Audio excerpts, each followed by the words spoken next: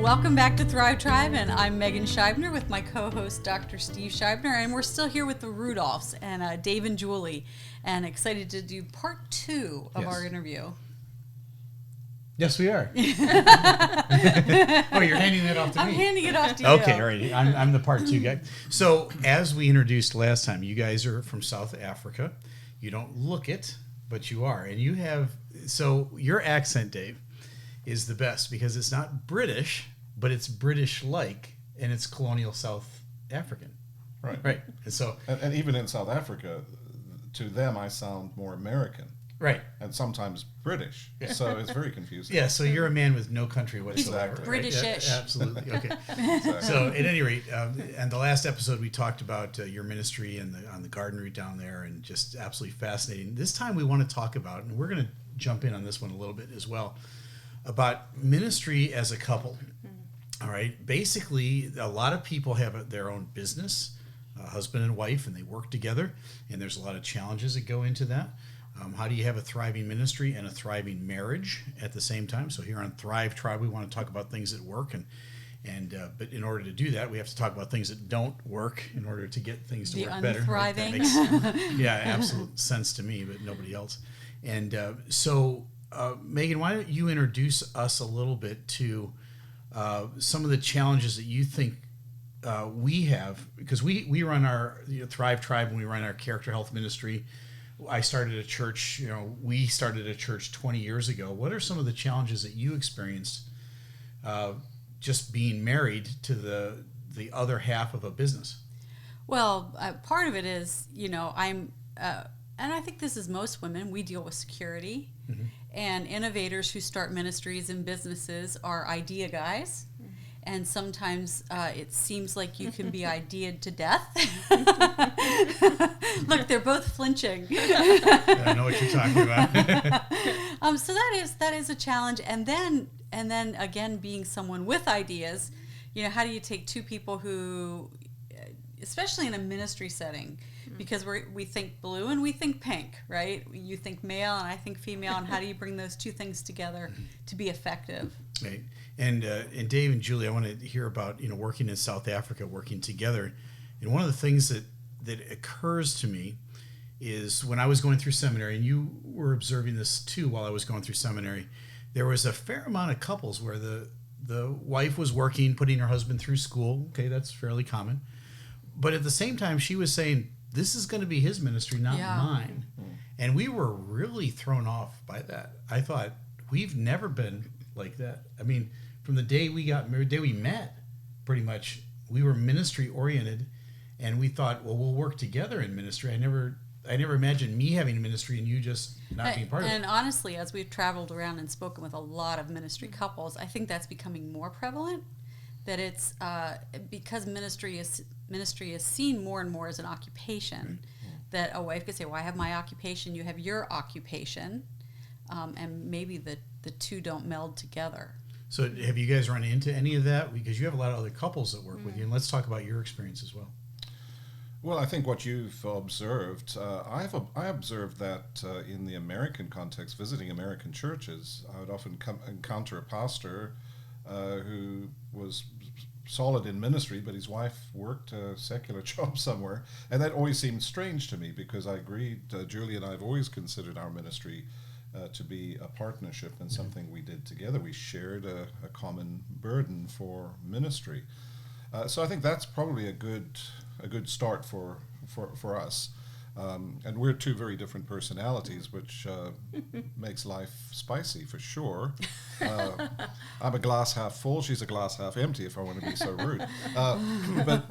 But somehow that works because we need that tempering on both ends. Which is why it's really good you and I didn't get married. When we have said this in our group is, you and I are much more alike, and you two are much more alike, and you can have your little curmudgeon half glass empty thing going on. Yeah, so we had lots of stuff to figure out because when we first arrived in South Africa, we had raised our support very quickly. We had our first meeting on our honeymoon, so we'd never as you do. So romantic. Yeah, in Prince Edward Island. So we hadn't actually lived together, and we come from very different backgrounds. I came from a ministry home, and my mom and dad were very much a team. Dave came from a home where his parents didn't know the Lord and didn't understand really. So we arrived on the field like really new. The night we arrived, the missionary that had led Dave to the Lord, we joined his team, and he said, how about going and opening up Cape Town? It's like, we haven't even figured this out yet. And we were still figuring a lot of things out about add to the mix 2 different cultures. Yeah, I mean, we came from... Julie's an American citizen, from but she Canada. was born and raised in New Brunswick, Canada, and I'm completely African. So so once we got to that side of the ocean, we had those cultural things to figure out too, because Dave, I only knew American Dave. I didn't know Dave in his own culture. I'd never even visited there. So, that's interesting. And he knew everything. Like he was from that culture, even though he grew up in Rhodesia, not South Africa, but he knew everything. I didn't know everything. So did that strike you as funny? So how do you know all this stuff about all this? Well, even his accent changed. So it was just like, oh, I've got to know him. It's interesting how you're saying that, because couples, this is just kind of universal for all couples. You know each other, and then you go home to their house, right? And all of a sudden you know who they were as a child, because so many times, especially as newlyweds, we go back into our home and revert to I'm the child in the home and a little sullen and and you get to see a different person then. You go to my house and see my old bedroom, and you go, did your mom build a shrine to you? And I go, oh, there's my binky. I love my binky. Who are you, right? But it's really hard to have a sense of humor when you're young, newly married. You got the pressure serious. of needing to succeed in ministry because you have people watching you, right? And so and besides the Lord, of course, so you want to do your best. So you're under enormous pressure. But I think what we had going for us was Julie's very good, solid upbringing and the example of her parents. Right. So she very naturally fell into the role of being a support to my ministry, let's call them my public ministry duties, but she was ministering in other ways. And when the children came, she very easily fell into the role of being the mom in the home and helping raise the boys while I was out and about and bringing home the bacon, I suppose. Right. And yet we worked hard at sharing ministry. We were in this thing together. She was involved in musical ministry. She was discipling and counseling women. She was involved in children's outreach. And so we did this together, but it wasn't without its pressures. It's something you have to work at. You have to be intentional. So what sort of pressures were there?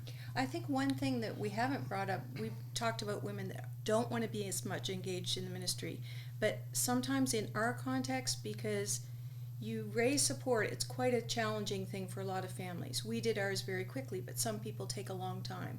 And missionary women, there's a lot of them that are very strong leaders too. They're good at what they do. They contribute quite a lot. But you also have to be very careful. Like, I'm not the pastor of the church. I'm not the leader on this team, even though, you're starting with nothing, so you're both contributing ideas.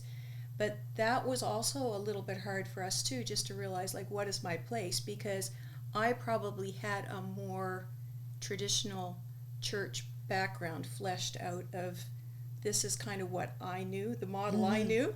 And Dave didn't come from that model. He came from a church planting situation, but he also came from a home where they didn't. So we had to figure that out too. Like, I'm not the leader in this marriage, and I'm also not the leader in the ministry, and even on our ministry team as more families come in.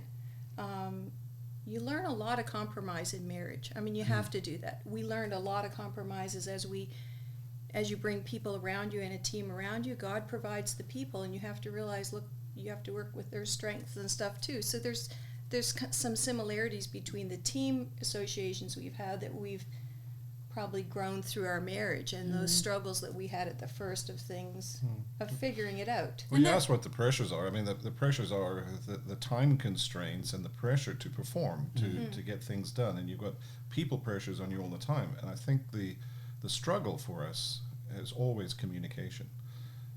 I'm involved with making decisions in certain committees and so on, and I'm not passing this on to my wife, so she's left in the dark, and that's frustrating for her. So one of the difficulties in being partners in this thing is the need to have regular channels of communication. I think that's probably one of the biggest pressures we faced, was my failure to keep Julie aware of all the other things outside of the home where she couldn't be in certain meetings. I wasn't communicating enough. Do you two feel like you're natural communicators? You talk about stuff naturally, or is it I'm more not. of a force? I'm You like asked Megan. the I'm right not. person. I'm not a natural communicator. Julie is.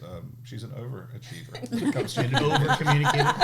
Good for you. I've You're a learned- suitable helper. I've Good for you. learned a lot in these. Well, it is an 30-some interesting years. squeezing thing for a woman, I think, especially in ministry.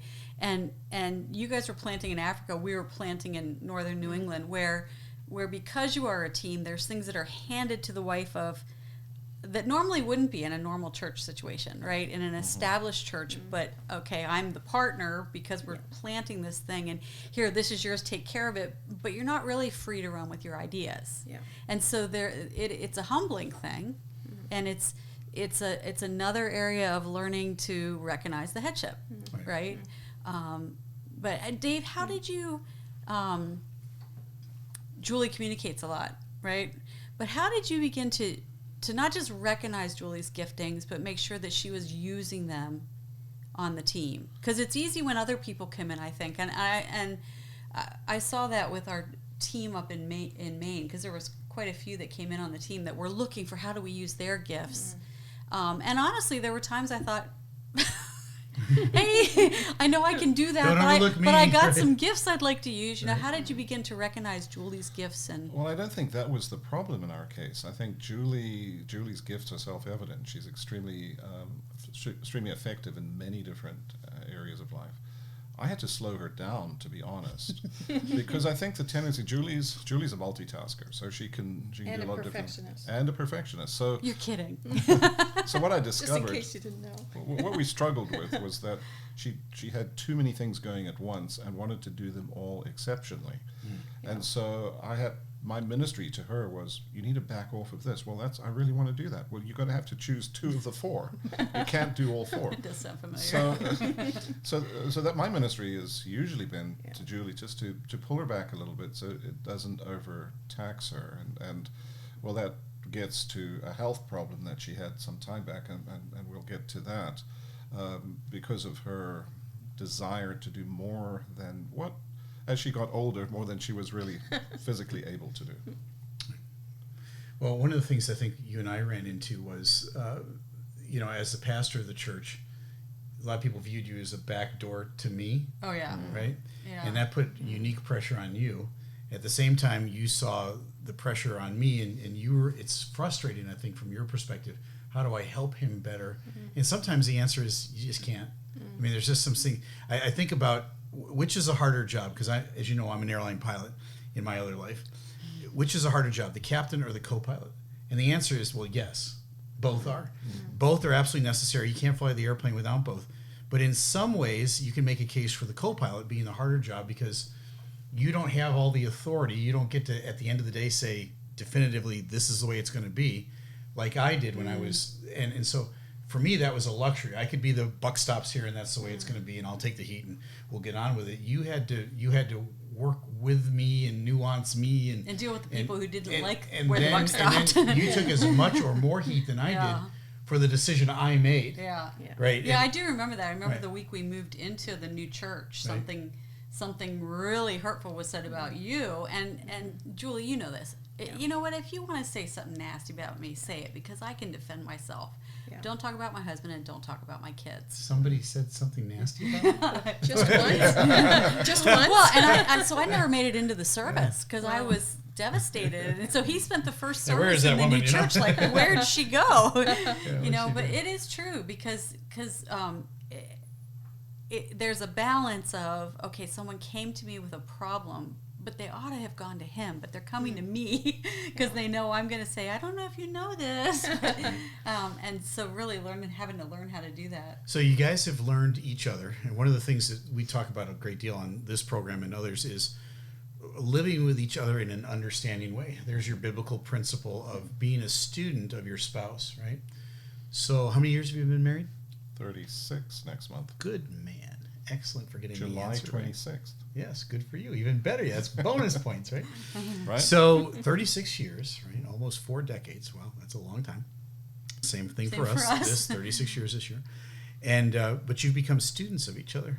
Now, at first, it was like freshman class. It was like I don't know how this works, but after a while, you learn each other's nuances. You know, learn what works, what doesn't work, and then there's the aging process that you mentioned. As you get older, some things that you wanted to work at this age don't work as much. You can't spin as many plates as you used to, and so a good suitable helper comes along and finds a way. This is the co-pilot thing. They find a way to communicate to you without hurting your feelings too much, that you can't spin as many plates as you used to, because you become grouchy and grumpy and a curmudgeon and nobody wants to be around you. Something along those lines, right? And so that all impacts ministry, you know, going forward. So let's build a bridge now, and let's talk about, you had mentioned a minute ago about some chronic illness that Julie developed over the years, and how you managed to maintain your marriage and managed to maintain your ministry in the midst of one of you dealing with, well, actually both of you, but one of you having a chronic illness and the other having to deal with it. So share that with our audience. Let me set the story up, and then Julie can give the details. Julie had a health problem that occurred several years in a row, which was giving an indication that something had to be done. We moved our ministry from Cape Town to the Garden Route, 6 hours away, new home, new pressures, and new ministry opportunities. And she left her doctors and everything else behind. So when this thing came again, she saw a new doctor and trusted that he knew what he was doing. And it all happened at a time when I went on a ministry trip to China to teach in China for 10 days, and he gave her a therapy that was to happen while I was gone. And when I got home 10 days later, she was a different woman completely. She was very close to death, and we got her rescued out of that pretty quickly. So maybe you can tell them the real story that I set it up. The real story about what? Oh, well, your health. Tell them what. Yeah, I mean, I have, even before that, I've had periods of my life where I've had complications. You know, we hardly arrived in South Africa, and I had gynecological issues and infertility and all of those things that were, you know, it's kind of hits you when you're newly married and getting settled and everything. And hoping to start a family. Hoping to start a family, which at that time it was just like, God's allowed this, and we handled it quite well. And even when I had this crisis, look, it was a major thing. I didn't function for about 3 months on any level, because all of the systems of my body had broken down. It was crazy. And it was kind of like a chain reaction. And I couldn't have done it without Dave, because there was for about 3 months that I was not functioning, and he was literally feeding me and stuff. Every 2 hours. Yes, and just keeping me going. And eventually we found a doctor that started to systematically shock things back into shape, and I'm really thankful for this doctor. But we were kind of at our wits' end. What are we going to do, and where are we going to go, and how do you continue? There was a while there where Dave wasn't able to minister very well either, and we were just newly in the Neisner area. We were just starting our church there, and the Lord brought some teammates along just soon after that. It was a great lesson to both of us, because not only we began to realize, having been trained in biblical counseling, and you know, you've got these biblical remedies. You got tools. The tools. You've got to do. But when you're experiencing it and you recognize the link between the physical breakdown, physical systems breaking down, and the mental breakdown that follows. And that's what we were not prepared for. There was just everything. It was really overwhelming. Shattered. But I must say, through the whole thing, like, I never felt like in despair. I never was questioning, why is God allowing this? But there was only a little bit that my little brain could really grasp. Because you were really at that hard time. on yourself. I was. Thinking, I went through is my sin confessed? Yeah, I went through all of that stuff. I was Sure. trying to read all this stuff, and then eventually I just realized there's promises of God. I have to just cling to those promises, and I have to continue doing what little steps I can, just to keep surviving. And then as I started getting better, it actually was a couple of good years before I felt like I was actually healthy and doing stuff. But as soon as I tried to be faithful in the little things, just keep going a little bit. And that's what Dave. So in the midst of this, we still had our youngest son in the Yeah. home. Mm-hmm. He was commuting to university. Well, he was in Yeah. high school, or he was commuting to university. He was I in can't remember. university By then, that point. And I was trying to keep the household going, make sure the boys' needs were met. And I was watching Julie struggle with all of this, and that was more of a struggle for me, watching her struggle.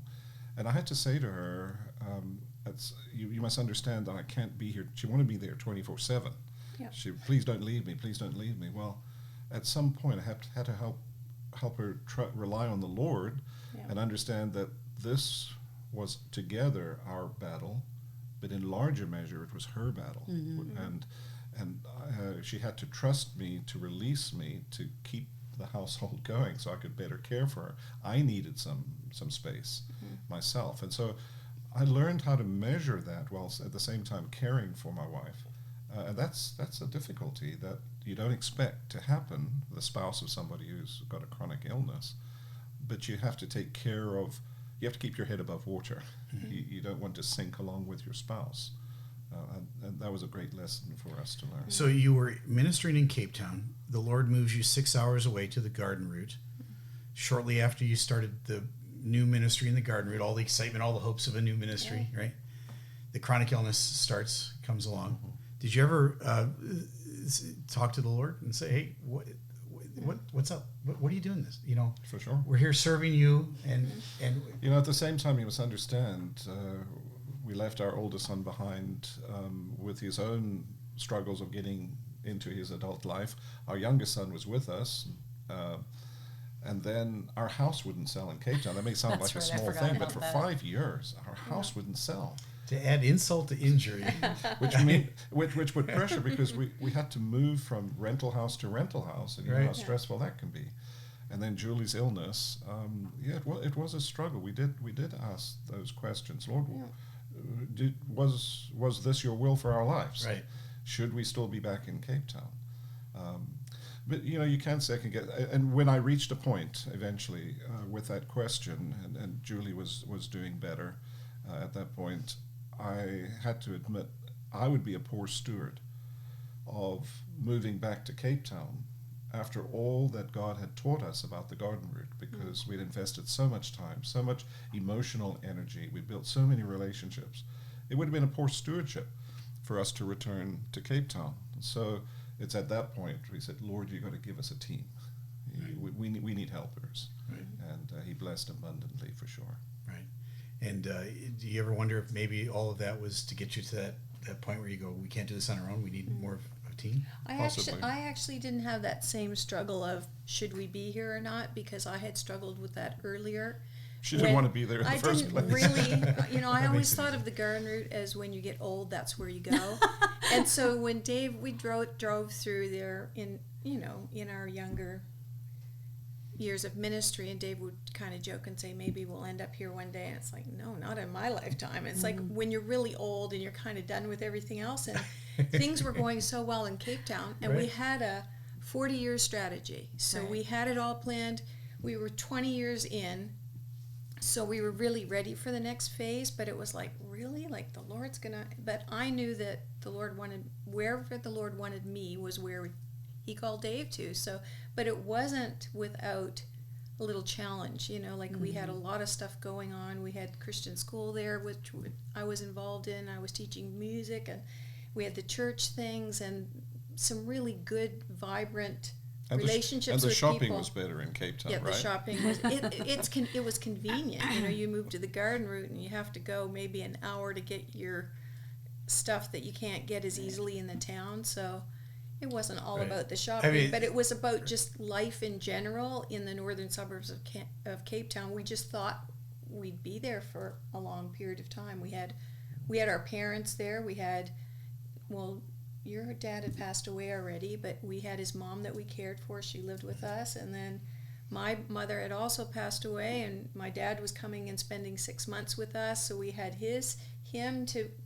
what's going to happen with Dad's ministry, because now we're moving, and so there was a lot of things at play. So when I had the health struggles, I didn't ever question should we go back. I was just dealing with where am I going from here? When am I going to feel more able and more competent to do anything? Because you really sort of lose some confidence in your abilities when you go through a period where you really can't do anything. Right. Well, So- it really is a growing thing as a couple. Yeah. That the more of those things you face, you're like, okay, well, we face that one. What's next? Yeah. We face that one. Yeah. Now, we're in the middle of COVID, and you guys came over to do your check-ins with the churches, and got in how many meetings before you? Well, were 50% of our meetings were done when the lockdown orders were Right. given by the governors, and they said, you need to stay in your homes. Well, our home isn't here. That Yeah. left We us were in a in bit of a Indiana. quandary. Like, who has a home up? Yeah, We didn't yeah. have a home up And there. once a mom, always a mom. Your boys Yes. are in Cape South Town, Africa, and you're yes. here, and Yeah, the challenge of the unknown, like everybody has experienced, I'm sure, but the distance, 10,000 miles or whatever it is, really was an obstacle for us. And the yet- finances of it all too, Yeah. because when you're not having meetings anymore that are helping with your living expenses, it's hard to live here because it's expensive. And so we weren't sure where we were going to go. But the Lord's provided. I mean, He And provided. even as we sit here, we do not know when we will get to go back. right. And it all depends upon South Africa opening its borders to international flights.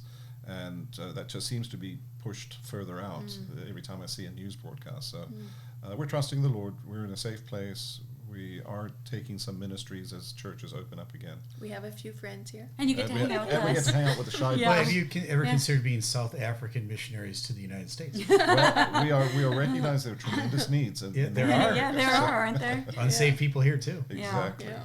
Well, Yeah. you guys, your story, I don't want to bore people with our story too much, but it does fit here. And, we went up and started the church in Maine, and it was very clear the Lord's fingerprints on that move up there. I mean, we prayed about it, and it was very obvious. And But like Julie, I had all the mommy hesitation. all the mommy hesitation because our Yeah. kids were small. We're going to uproot our family. We're going to move to some place they've never been before. It's cold. It's at the end of the road. We're going to start a church. We've never done that before. But the Lord was very clearly in all of that. Then at some point, the honeymoon is over, and a major life event comes your way. In your case, it was a chronic illness. In our case, the church was going great. It was growing. We were really doing well. We were thrilled.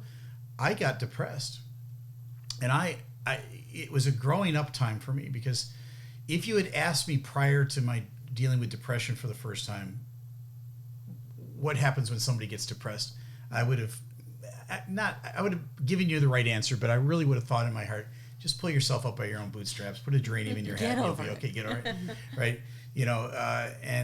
But that's not what it was at all. There wasn't anything going wrong. Ministry was going well. Our marriage was going well. The kids were doing fine.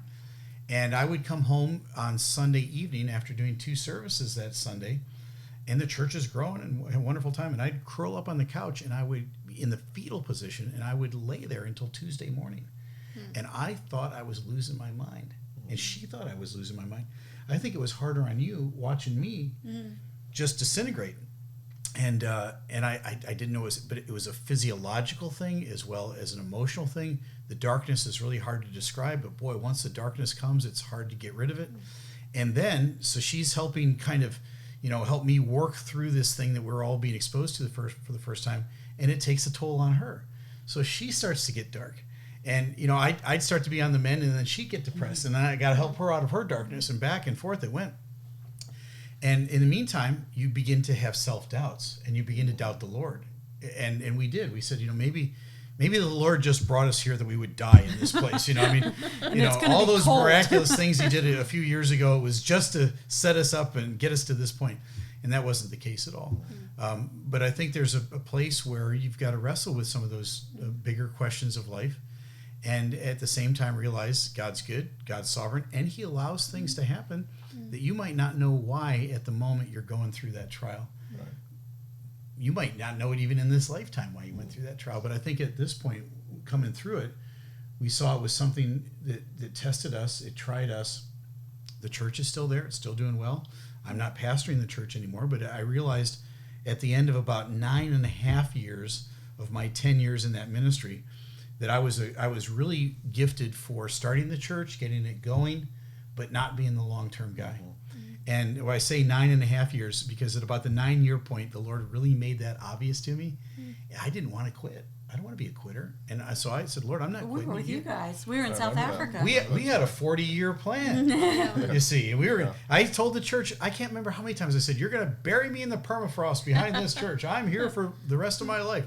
Well, the Lord said, "No, you're not, Steve. So don't say stuff like that, because I got another plan for you."